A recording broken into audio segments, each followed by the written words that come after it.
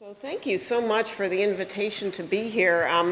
You know, I am a tissue engineer. I'm a bioengineer. I'm not a stem cell biologist, although we do a little bit of stem cell biology in my lab.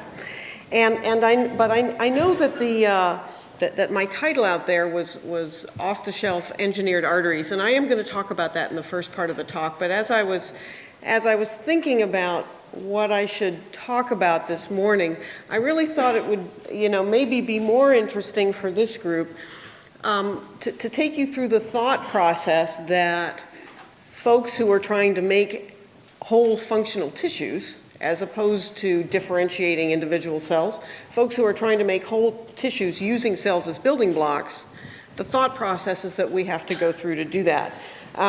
Because it's really fundamentally different from the approaches that are taken in what has been this enormous and wonderful field of stem cell biology. So I do have a conflict of interest. I'm a founder of Humacyte. I have stock. When I'm showing Humacyte data, there's going to be a little Humacyte logo in the corner, so you'll know. This is one of my favorite slides that I actually use in a course I teach every year.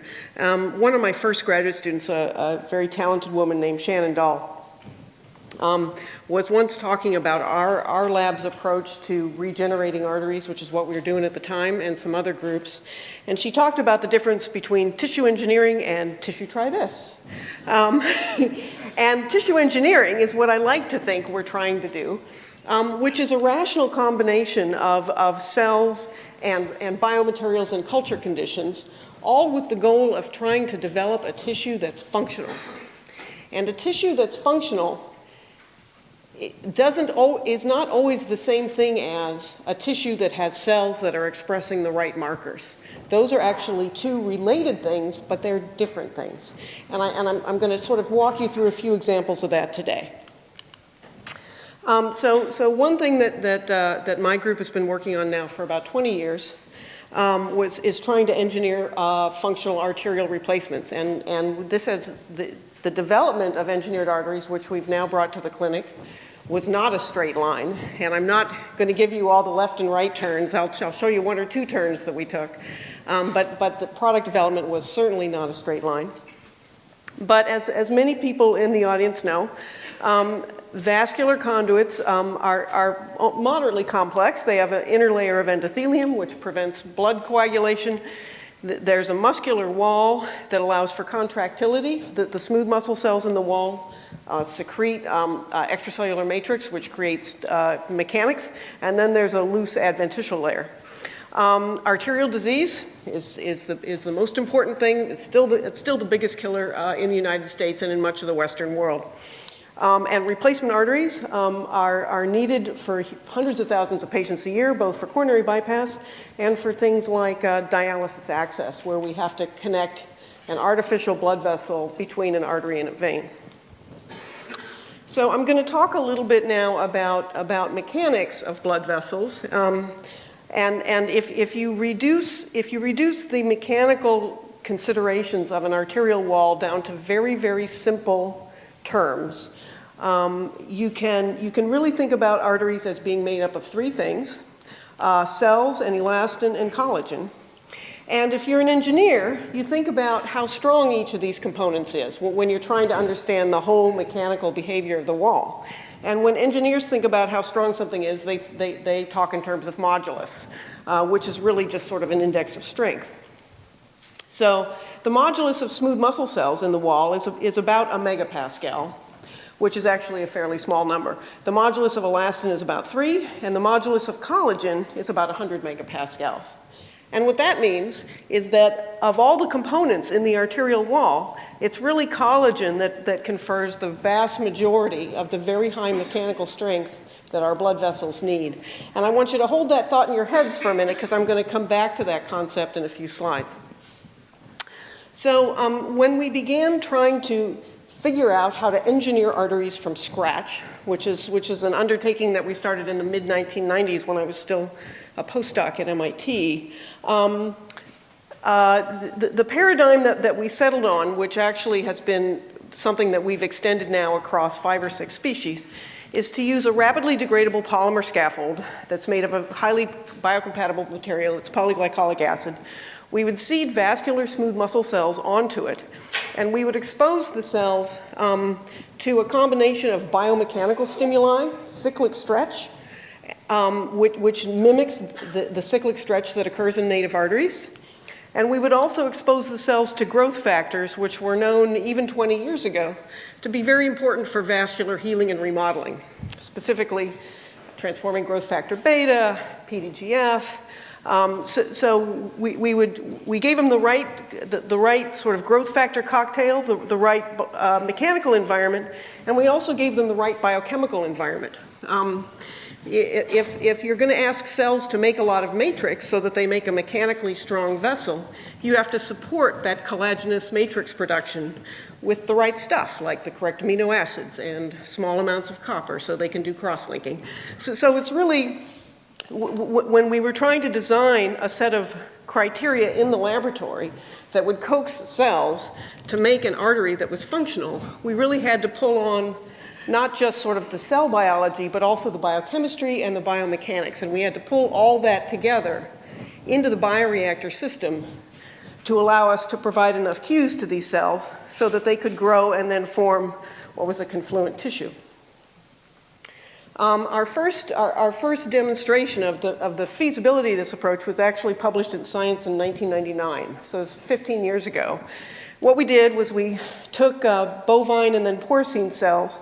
We seeded them on this rapidly degradable polymer, and then we would grow it in a bioreactor, grow a little vessel. After 8 weeks, the polymer was largely dissolved. We had cells in extracellular matrix, smooth muscle cells, and extracellular matrix. We'd then seed endothelial cells on the lumen, and then we'd implant that into animals. And our first experiments were autologous, where we took cells from a pig, grew an artery, and then went back into that same pig. And we followed those vessels for a month. And that was very exciting at the time because these things functioned as arteries. They were mechanically strong enough to work as arteries. But they did take a long time to grow, and we were only growing them for pigs. So as we began to think about, now that we had some initial feasibility, as an engineer, I began to think about design criteria. And this is a theme I'm going to come back to over and over. So if you think about what the gotta-haves are for a functional engineered artery, I would argue there's probably 3. You've got to have stupendous mechanical properties because your arteries actually have to distend and recoil about 3 billion times over your lifetime. And if an artery ruptures, that's usually a bad outcome. So your mechanics have to be really superb, and that comes from the matrix. You have to have low thrombogenicity, so particularly at small diameters, you have to have a good endothelial layer, or else your graft is going to clot. And if there's cells in the graft, they probably have to be autologous, or else the vessel will ultimately reject. So these were the design criteria that we went into this problem with in the late 90s, thinking, okay, these are the gotta-haves.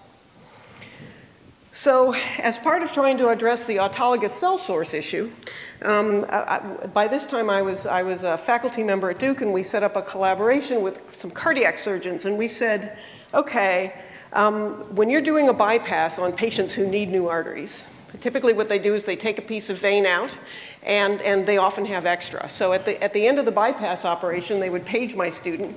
My students would run over, grab the vein, culture the cells from the veins from these patients who have this atherosclerotic disease, and try to culture arteries that were functional. And in fact, what we found was that smooth muscle and endothelial cells from old sick humans, amazingly enough, don't grow quite as well as smooth muscle cells from young healthy cows. And we actually spent about 4 years fiddling with these cells, trying to do some gene therapy, extend their lifespan with telomerase. We did a bunch of stuff. And in the end, we were kind of stymied. And so we went back and we started thinking about our design criteria and thinking about how we can engineer our way around some of these problems, because the whole autologous cell source thing was becoming a real issue. So we started to rethink our approach. And we decided to focus instead on mechanics. And mechanics are derived from collagen, as I've mentioned. And you know, collagen is a really important structural molecule in your body. If we dried you all down, 17% of your dry weight is collagen type 1. It's really an important molecule. It's so important that it's very tightly evolutionarily conserved. So what we realized was that perhaps we could take cells from a young healthy donor, use those cells to grow an artery of the proper mechanical properties, and then wash the cells away so that we could get the right mechanics, solve this problem, but we wouldn't have cells in the tissue that would reject. So that's the general approach we decided to take. As far as the thrombogenicity issue, for our first clinical application, we decided to focus on larger caliber vessels, 6 millimeters roughly, and those vessels are less prone to thrombosis because blood flow rates in those vessels tend to be pretty high. So while going back to our design criteria, we had to take another look at them after 4 or 5 years and say, if I want to get to something that's functional in a human, this is how I have to sort of engineer my way around. And so this led to spinning out Humacyte in 2004 now, early 2005. And the concept was that we would take banked human smooth muscle cells, use these to grow engineered arteries in our bioreactors. We used to have these old glass bioreactors that would grow little tiny arteries. Our current bioreactors, it's arbitrary how big the vessels are, but our current vessels are 42 centimeters in length and 6 millimeters in diameter, so they're pretty good size. We would grow these things for 8 weeks under pulsatile conditions with a lot of the same biochemistry that I just mentioned. And then we would decellularize them. And by doing that, we produced a graft, we hope, that would be mechanically robust, non-living, so you could store it on the shelf. Suddenly you don't have a living tissue that you have to rush across the country in 24 hours. Now you have something that you can store for 6 or 12 months in the hospital. And the hope was that it would be non-immunogenic, thinking that we had removed enough of the cells. So here's just a little bit of what these things look like. So when we wash the cell, this is a scanning electron micrograph of a cut cross-section of a vessel wall that's been decellularized. You can sort of see all the pores there where the cells used to be. And actually these pores repopulate with host cells. I'll show you that in a minute. The mechanical properties of these things were very high. I'll just point out this number. The burst strength of these arteries is well over 3,000 millimeters of mercury, which is about 30 times your blood pressure. And although that sounds like it's over-engineered, it's actually not, because that's around the rupture strength of your native arteries. So it's a very, very high bar that you have to clear in order to make a tissue that's going to be mechanically functional in the arterial system. So when Humacyte was thinking about where are we going to first test these things, we decided to first test them in dialysis patients. And the reasons are multiple. There's a lot of patients. There's a huge clinical need, just exactly what CERM is trying to address. There's a huge clinical need there. There's 400,000 patients, and currently, if they use a Teflon graft, a PTFE graft for dialysis, if you put one of these grafts in, 50% of the time, after 12 months, it's failed and they need a new one. So these poor patients have to go back to the hospital all the time for repeated operations. And the reasons these fail are because of clotting and intimal hyperplasia and infection. And so our hope was that a tissue-based graft might be less subject to some of these failure mechanisms, although we didn't know at the time, and we're still finding out. But it was clear that there was a huge clinical need, and so we were trying to address that. But in addition, patient safety was a real concern for us. You know, if an artery ruptures, if it's in the wrong place, like on your heart, that's a bad outcome. That's a fatal outcome. Even in the worst case scenario, if one of these grafts ruptures, your patient pretty much can't bleed to death. He'll get a big swollen arm, but you're not going to kill your patient. And for us, that's a really critical thing if you're going to go in with a brand new technology into the human. So as far as how to test engineered arteries that are made of human matrix, that's actually non-trivial. We first tried to test them in pigs and dogs, but the immune response was too vigorous against the xenogeneic collagen. So we wound up going to baboons, which are an old world primate, and phylogenetically pretty close to human. And we did a very similar human-like operation where we took our engineered decellularized human arteries and sewed them in between an artery and a vein in the upper arm of the animal. And we followed them for between 1 and 6 months, and we did this in 14 animals. And every couple months, we would poke these things with large bore needles to simulate dialysis. And that was kind of the closest we could come to the human experience.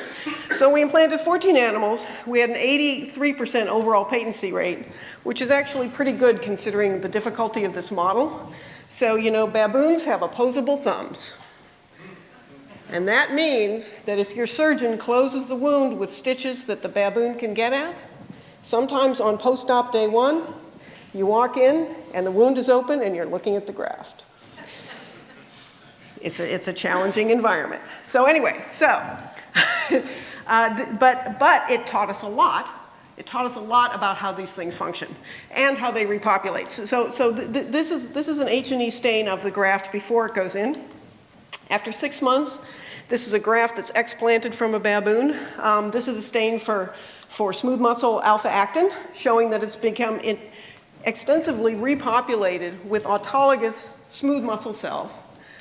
If we look at the lumen and stain for CD31, which is an endothelial stain, we see it also repopulates on the lumen.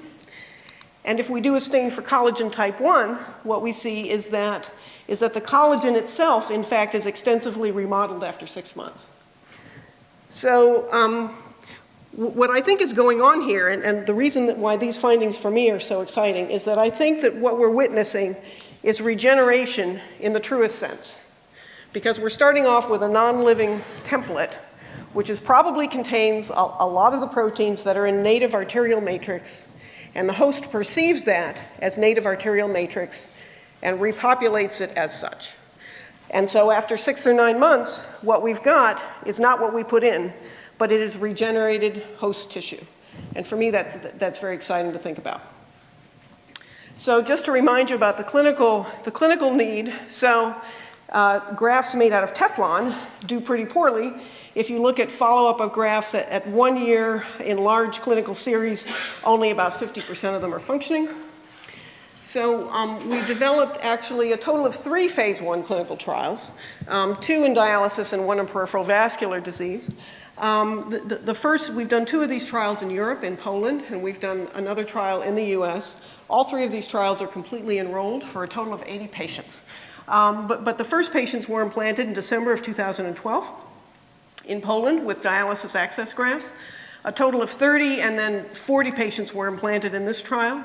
And then another 40 were implanted, 20 in the US and 20 in a peripheral vascular disease trial in Poland. And for the primary objectives, obviously for a phase 1 trial, you're thinking about safety. You know, does the thing mechanically fail? Is it immunogenic? Is it inflammatory? You know, are there other issues? But also, once we put these grafts in, after 4 or 8 weeks, they would be accessed with needles for dialysis 3 times a week. So these things are getting poked with large bore needles and put on the dialysis machine 3 times a week. And I can tell you that the first 2 patients who were implanted in December of 2012 have been using their grafts for dialysis for almost 2 years. This is what it looks like. These grafts are tunneled underneath the skin, put in the upper arm. This is the venous anastomosis, the arterial anastomosis. This is the graft here being sewn sort of end to side, which is a standard surgical procedure.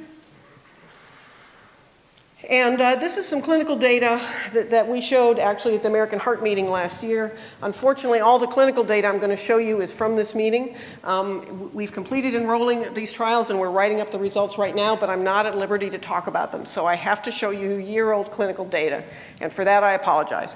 But what we showed a year ago, and all the messages are still generally the same, is that at that time we had 28 patients who were implanted in the dialysis study, and their function at 6 months, the functional patency was 100%. If you're looking at Teflon, but by 6 months, typically 20 or 30% of these grafts have already failed and needed to be replaced. So even from this early data, it looks like our functional patency in these grafts is considerably superior. When we looked at development of panel-reactive antibodies, which is an antibody that is developed against MHC class I antigens, we did not see an increase in patients who got our grafts. The grafts did not mechanically fail. They didn't dilate. This is the diameter in millimeters over time. Going out in some patients past 9 months, the diameters are stable. And the flow rates in these grafts are very high, over a liter a minute, which allows these patients to have dialysis successfully. So this has been a very sort of encouraging story for us. It's taken a long time to get here. I'm now approaching 20 years on working on this project. So these timelines are not short, unfortunately. But by paying attention to design criteria and by trying to think about what aspects of function we really needed to build in, I think we were able to be successful. So I'm going to branch away now, and I'm going to talk about 2 other tissues that we've been working on. And my title is 2 years, 2 months, 2 hours. And the reason I put that in the title was that I first wanted to show you a tissue that in our hands has been working for roughly 2 years. And that was the engineered artery. In that case, we were able to, by hook or by crook, sort of make our design criteria. In the other 2 tissues I'm going to show you, the trachea is actually something that's completely unpublished. We've been working on that for 3 or 4 years now. Actually, this is only the second time I've talked about this project. But I'm going to show you data on that shows you that our engineered tracheas don't last for 2 years, but they do last for 2 months. And then in the end, I'm going to talk about engineered lungs, which in our hands so far only last for 2 hours. And how well things work in vivo depends on how well you're meeting your design criteria.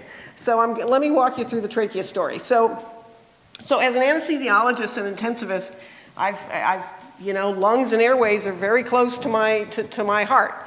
And I had wanted to regenerate tracheal tissue for a long time. So the clinical demand for trachea is not as large as for blood vessels. There's about 4,000 tracheal resection replacement operations that occur every year, as opposed to hundreds of thousands in the vasculature. But, trachea is pretty important. You gotta breathe, So those 4,000 patients who have real airway issues, who need airway replacement tissue, I mean, this is the very definition of a pressing clinical problem. So tracheas are interesting in that, like many tubes in the body, they contain a smooth muscle cell wall, but they're engineered a little bit differently, because whereas arteries have to withstand external pressure and distension, tracheas have to withstand compression. And that's why you have these cartilaginous rings in your trachea, is so that your airway doesn't collapse every time you take a deep breath in. So the cartilaginous rings are sort of a C-shaped thing, and they stent the airway open, but the rest of the airway is made of smooth muscle and the extracellular matrix that's made by the smooth muscle and fibroblasts in the wall. In addition, the trachea also has a fairly complex epithelial lining, which stems from basal cells, which are sort of the local progenitor cell of the airway. And these cells line the entire trachea and give rise to ciliated epithelium and all the other types of epithelium in the airway. So a very influential tracheal surgeon named Hermes Grillo, who died a few years ago, who I had the privilege of working with at the Mass General, Hermes Grillo essentially invented all of what is now tracheal surgery. And he was the acknowledged world leader for decades. And in 2002, he wrote a review paper where he enunciated essentially what the design criteria would be for a functional tracheal replacement. He said the tracheal replacement has to be laterally rigid. You can't compress it.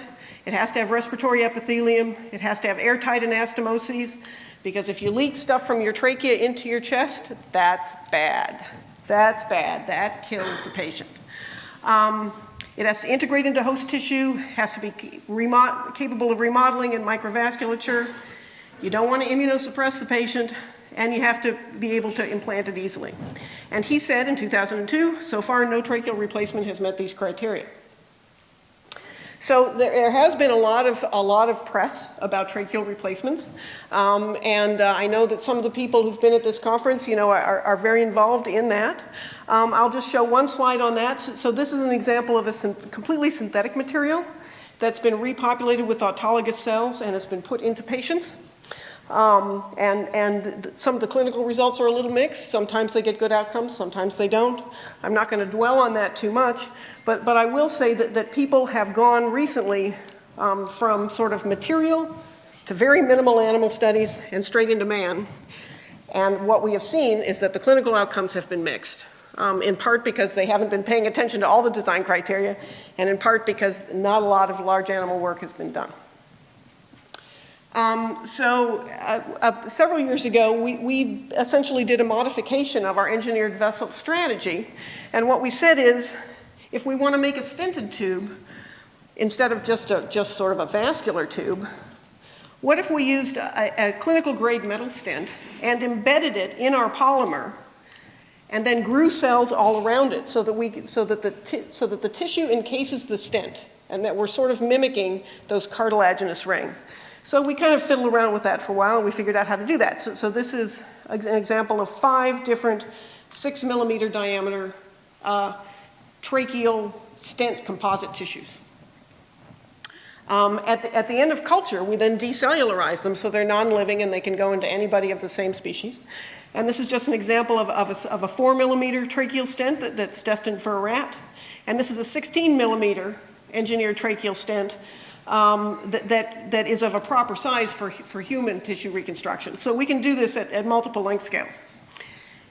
If we look at these decellularized tissues, which if you cut through them with plastic embedding, what you can see is that by H&E, there's a lot of extracellular matrix that's been synthesized. You can sort of see where the struts of the stent were in this section. We looked at the mechanical properties of these tissues, and we did some mechanical testing, both for compression and for tension. You know, do these things collapse? Do they tear when we pull on them? And we compared those mechanics to native trachea. So in tension, what I can tell you is that the tensile strength is pretty similar to native. In compression, the compressive modulus of the engineered tracheas is actually higher than native. So these things are a little bit harder to compress than native trachea. They're a little stiffer. And that's something that we can tune by tuning the stent, but this is sort of where we landed first. We also looked at whether these tissues would rapidly stimulate angiogenesis, because tissue incorporation and healing and angiogenesis that will allow the immune system to get in and fight infection is incredibly important for success of engineered tracheas. You know, tracheas are in contact with the world. You're breathing in bacteria and mold all the time.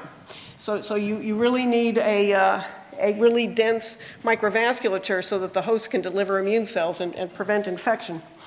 So we did a CAM assay looking at angiogenesis, and essentially what we saw is that this material is highly angiogenic.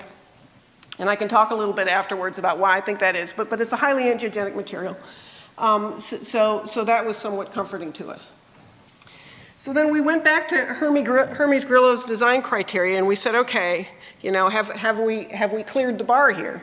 And the answer is kinda. So we have a tube that's laterally rigid. We do not have a respiratory epithelium. This is naked matrix. We believe that we could form airtight anastomoses based on our preclinical studies or our benchtop studies. We believed it would probably integrate because of the microvascular infiltration. We did not anticipate need for immunosuppression, and we thought that this would probably be pretty implantable. So we worked with some surgeon colleagues at Yale, and we started implanting these both in rats, and also we did a small number of implants in non-human primates. And we used different species of matrix. In the rats, we used rat and some bovine.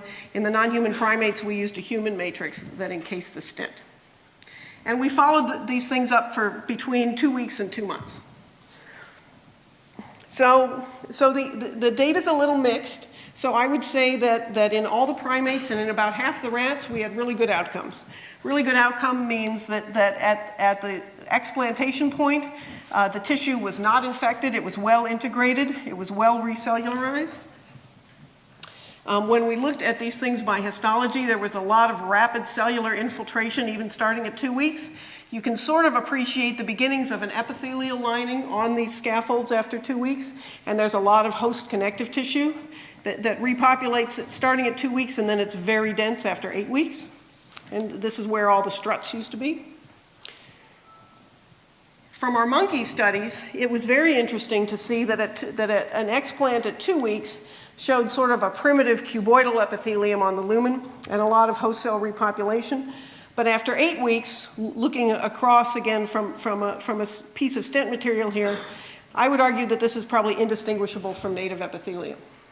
So we know that basal cells in the airway can activate and proliferate on airway injury and are also fairly migratory. So I think what's happening here is that basal cells from above and below the implant are crawling onto the epithelial surface and giving rise over a period of weeks to a highly organized columnar epithelium that even has goblet cells. When we looked for evidence of angiogenesis in the wall, we saw a lot of it after 8 weeks. This is some data in a rat showing that we got a lot of microvascular tubes staining for both smooth muscle and endothelial cells. So if we kind of stand back and look at the data from the rats and the primates as a whole, following these things out to 2 months, what we saw was, I think in part because of the rapid angiogenic response, the rapid healing, we didn't really see any instances of perforation or leakage or infection.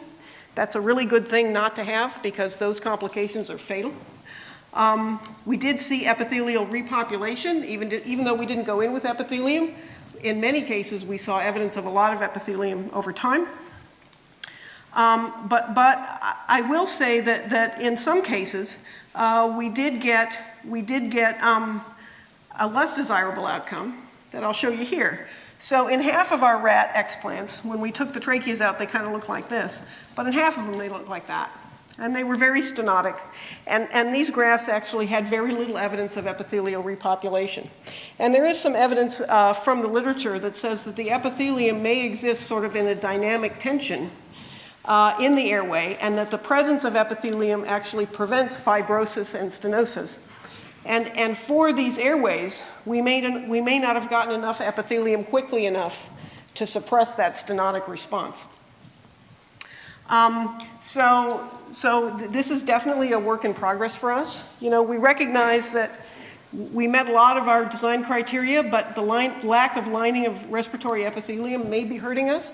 It may also be hurting us the fact that these things are a little stiffer than they should be.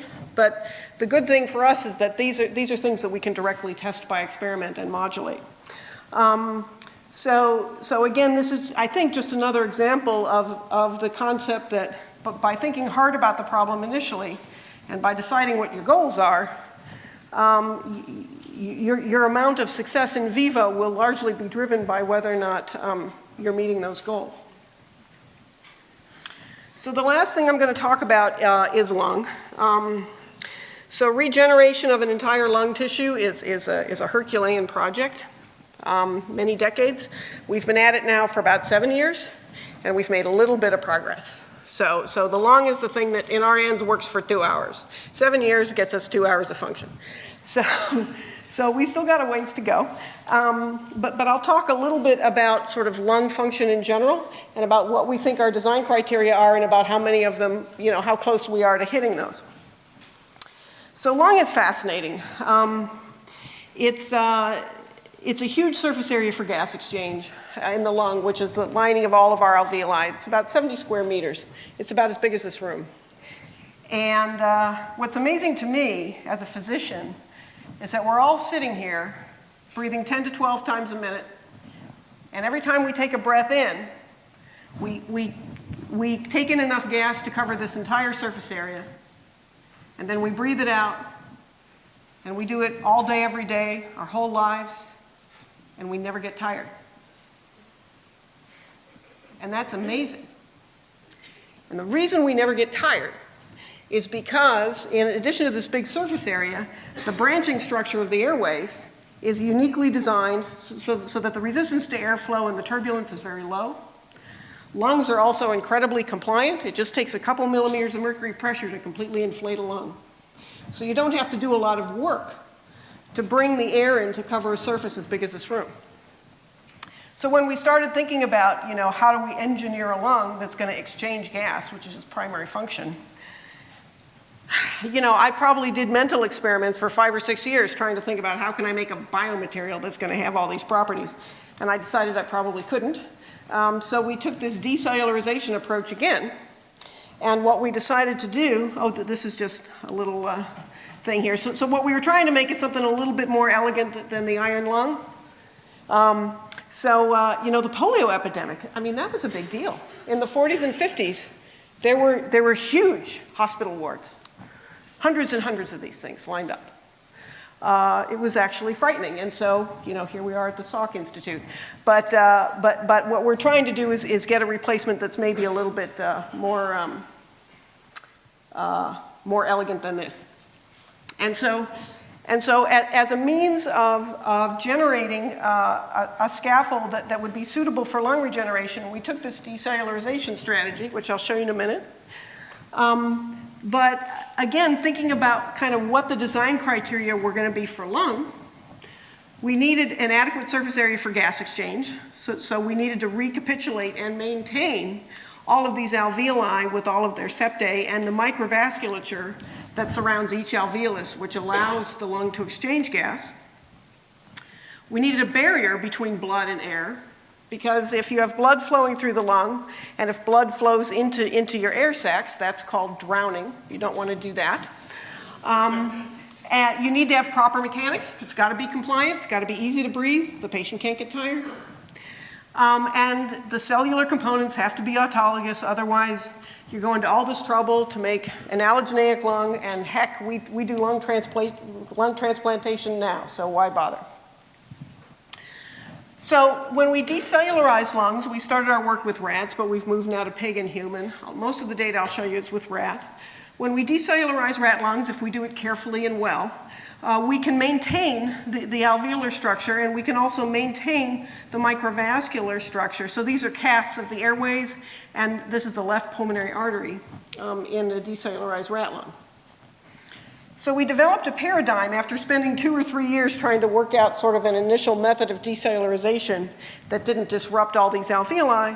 We developed a paradigm where we would decellularize lungs, mount them in a bioreactor, and then repopulate them with vascular endothelium in the pulmonary artery and with pulmonary epithelium, mixed epithelium, into the airways. We would culture them for about a week, and then we would either look at them in vitro or implant them in vivo into a different recipient. So I know I'm running out of time, but I've just got a few more slides, so I don't think I'll run over too much. This is just some histology of some early efforts at acellular lung repopulation. This is an H&E slide of a native rat lung, and this is decellularized and repopulated. The primary difference here is that there's red blood cells in the microvasculature here, but for the engineered lungs, we don't perfuse them with blood, we perfuse them with culture media. So you don't see that. If we look at the mechanical properties, the compliance of these lungs, I'm not going to dwell on this too much, but I will say that the engineered lungs have pressure volume curves which are not that different from native, which is a good thing. When we repopulate the airway with epithelium, it's actually an interesting problem because the epithelium in the airway is not all like the tracheal epithelium that I showed you before. It actually changes going down the different airway branching structures. So there's columnar cells proximally, there's cuboidal clara cells in the mid portions, and then there are type 1 and type 2 alveolar cells that line the alveoli.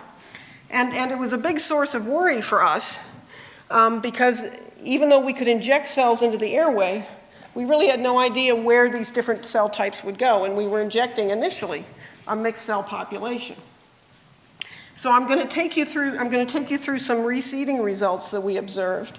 So starting at the bottom of the lung, this is in the rat model where we're taking mixtures of lung epithelial cells and injecting them into the airway and allowing them to adhere and culture in a decellularized lung.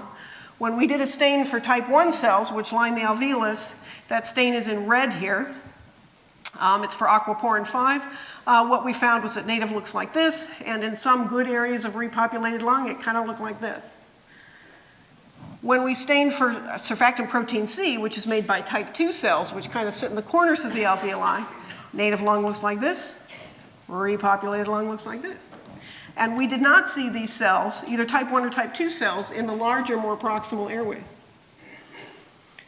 When we looked for Clara cells, which are sort of in the mid portion of the lung, in the medium-sized airways, medium to small, native lung looked like this, repopulated lung looked like this. And again, not all small airways look like this, but we did not see Clara cells in the more distal parts of the lung.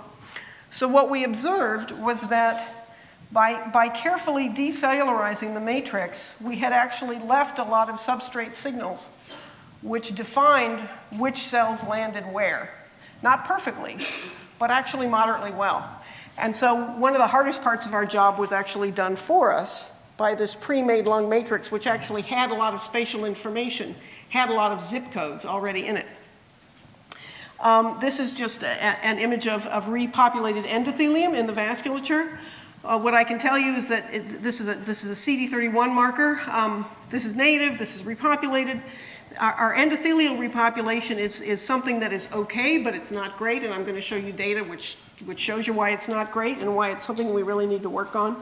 But we do occasionally even get tight junctions forming between two endothelial cells, which helps with barrier function, helps keep the lung from flooding.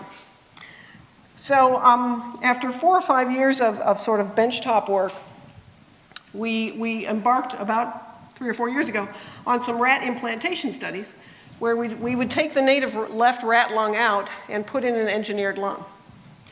And when we did this, what we saw initially was that the lung would inflate and exchange gas.